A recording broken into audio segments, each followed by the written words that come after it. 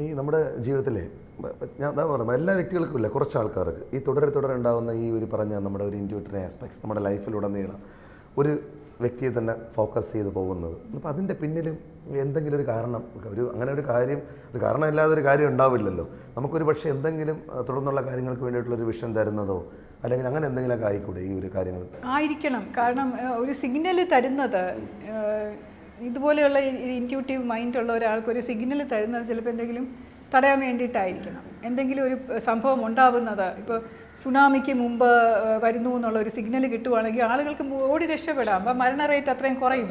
പക്ഷെ അങ്ങനെ ഒരു സംഭവം എനിക്ക് പ്രിവെൻറ്റ് ചെയ്യാനായിട്ട് നിർഭാഗ്യവശാൽ എനിക്ക് സംഭവിച്ചിട്ടില്ല ഇതുവരെ. ഒന്നിലധികം സംഭവങ്ങളുടെ അത് ജീവിതത്തിൻ്റെ പല ഘട്ടങ്ങളിലായിട്ട് ഇപ്പോൾ ഇൻവെസ്റ്റിഗേഷൻ്റെ ഭാഗമായിക്കോട്ടെ, വ്യക്തി ജീവിതത്തിലായിക്കോട്ടെ, ഈ നിരന്തരം ഉണ്ടാകുന്ന ഒരു ഇതെന്ന് പറയുന്നത് നമ്മളൊരു ഇൻസ്ട്രുമെൻ്റായിട്ട് ഉപയോഗിക്കാൻ കുറേ കാര്യങ്ങൾക്ക് അല്ലെങ്കിൽ ഒരു നിയോഗമുള്ള പോലെ നമ്മൾ തിരിച്ചറിയുന്നൊരു സ്ഥലമുണ്ട്. ശരിക്കും അങ്ങനെ അറിയുമ്പോൾ ഞാൻ ചോദിക്കുന്നത്, ശരിക്കും ഒരു സന്തോഷമാണോ അല്ലെങ്കിൽ എന്തൊരു വികാരമാണ് തോന്നുന്നത്? അങ്ങനെ നമുക്കൊരു എനിക്ക് ആ ഒരു സംഭവം ഉണ്ടാകുമ്പോൾ അതൊരു സിഗ്നലാണെന്ന് എനിക്ക് പലപ്പോഴും മനസ്സിലാവുന്നില്ല. ആ ഒരു തലത്തിലോട്ട് ഞാൻ വളർന്നിട്ടില്ല. അതായത് എനിക്ക് തോന്നുന്ന ഒരു യോഗി എന്ന് പറയുന്ന തലയിലെഴുത്ത് എവിടെയോ ഉണ്ടെന്നുള്ളത്. ഞാൻ ചിലപ്പോൾ ഒരു യോഗിയോ യോഗിനിയോ ഒക്കെ ആയി മാറേണ്ട ആളായിരുന്നു. അതീന്ദ്രിയ ഉണ്ടോ എന്ന് എനിക്കൊരു സംശയമുണ്ട്. പക്ഷേ ഞാനിപ്പോഴും ആ ഒരു റോ വേൾഡിൽ ജീവിക്കുന്നതുകൊണ്ട് ഇപ്പോഴും ഇപ്പോൾ കുറച്ച് 8 വർഷമായിട്ട് ഞാനിപ്പോൾ പ്യൂർ വെജിറ്റേറിയനൊക്കെയാണ്. പക്ഷേ എന്നാലും ആ ഒരു സിസ്റ്റം, ഒരു ആരാധന, പ്രാർത്ഥന, ആ ഒരു സ്പിരിച്വലായിട്ട് ഡെവലപ്പ് ചെയ്യാത്തത് കൊണ്ടായിരിക്കും എനിക്കത് ക്ലിയർ ആയിട്ട് മനസ്സിലാവാത്തത്. ആയിരിക്കും. പക്ഷേ it does come to me.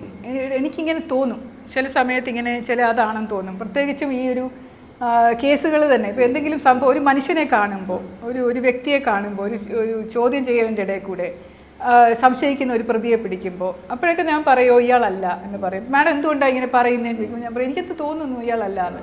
അപ്പോൾ ഈ ദൃശ്യം സിനിമയ്ക്കകത്തും ആ പോലീസ് ഓഫീസറിൽ നിന്ന് എൻ്റെ തോന്നലാണ്, പക്ഷേ എനിക്കിത് അറിയാം എന്ന് പറയുമ്പോൾ എനിക്ക് I could identify so well with that what she is saying. ആ പോലീസ് ഓഫീസർ എന്നുള്ള നിലയിൽ പറയുന്നത് എനിക്ക് മനസ്സിലാവും, കാരണം അങ്ങനെ തോന്നും നമുക്ക്. അപ്പം നമ്മുടെ ശീർഷകം ടൈറ്റിൽ പറയുന്ന പോലെ ആരോ ഒരാൾ, അപ്പോൾ ഇതിനകത്ത് നമ്മളെ ഗൈഡ് ചെയ്യുന്ന ഏതോ ഒരു ശക്തി തീർച്ചയായിട്ടും ഉണ്ട്.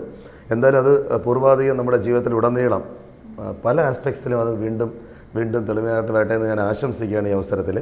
ഒപ്പം ഇത്രയും തിരക്കിട്ട ഔദ്യോഗിക ജീവിതത്തിനിടയിലും നമുക്ക് വേണ്ടി ഈ വിഷയത്തിന് വേണ്ടി സമയം കണ്ടെത്തിയതിന് പ്രത്യേകം ആ സൗമനസ്യത്തിന് നന്ദി. അതോടൊപ്പം തന്നെ ഇനി വ്യക്തി ജീവിതത്തിലും കരിയറിലൊക്കെ എല്ലാ വിധത്തിലുള്ള നന്മകളുണ്ടാകട്ടെ എന്ന് ഈ ദിവസത്തിൽ ആശംസിച്ചുകൊള്ളുന്നു. ഒപ്പം പ്രേക്ഷകരോട് നമ്മളിന്ന് ശ്രീലേഖ മാഡം പറഞ്ഞ പോലെ മനുഷ്യ മനസ്സിൻ്റെ അതീതമായി നിൽക്കുന്ന അതീന്ദ്രിയത്തിൽ നിന്ന ഒരു ശക്തി നമ്മളെ ഗൈഡ് ചെയ്യുന്നുണ്ട്. കുറേ ഉദാഹരണങ്ങൾ സ്വന്തം ജീവിതത്തിൽ നിന്ന് പറഞ്ഞു. ഏതായാലും നിങ്ങളും ഒരുപക്ഷെ ഇപ്പോൾ നിങ്ങളുടെ മനസ്സ് ഒരുപക്ഷെ തരളമായി ആലോചിക്കുന്നുണ്ടായിരിക്കും, ജീവിതത്തിലെ ഏതെങ്കിലുമൊക്കെ ഒരു കോണിൽ നിന്നും ഒരു ശക്തി നമ്മളെ ഗൈഡ് ചെയ്യുന്നുണ്ടെന്നുള്ളൊരു തോന്നൽ. അപ്പോൾ ഈ അനുഭവങ്ങൾ സത്യമാണ് അല്ലേ? തീർച്ചയായിട്ടും നമ്മളെപ്പോഴും പറയില്ലേ, truth is always stranger than fiction.